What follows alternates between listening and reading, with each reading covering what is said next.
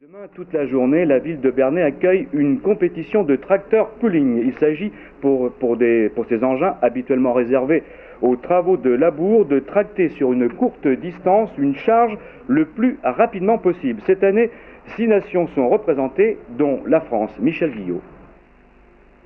Ils sont fous, ces Bernayens. Prendre un tracteur et lui administrer dans ses entrailles plusieurs moteurs d'avions de chasse, de bateaux ou de chars, développant jusqu'à 6000 chevaux, 3 ou 4 fois plus puissants que les plus rapides des dragsters, c'est digne d'un feuilleton américain. Mais d'où croyez-vous que cette passion vienne? Des States, bien sûr. On cherche à faire aussi bien.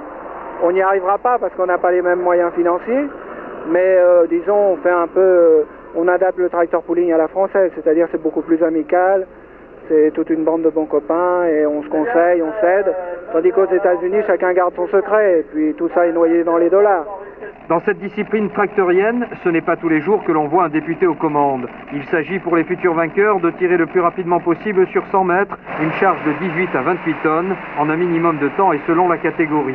7 en tout, du mini-pooling en passant par le super stock jusqu'à la catégorie reine, des 5 tonnes 7 à moteur libre. Pour propulser ces monstres, côté carburant, il faut savoir que l'on passe du mélange fuel-eau au méthanol et au kérosène, l'essence ne servant qu'à faire démarrer le diabolique engin. Particularité, cette année, pour la première fois, l'un des tracteurs pooling fonctionne avec de l'huile de colza. En France, il existe une centaine de licenciés et une trentaine d'engins, dont 14 à Bernay, soit près de la moitié du parc hexagonal. Le tracteur pooling, une discipline sportive spectaculaire.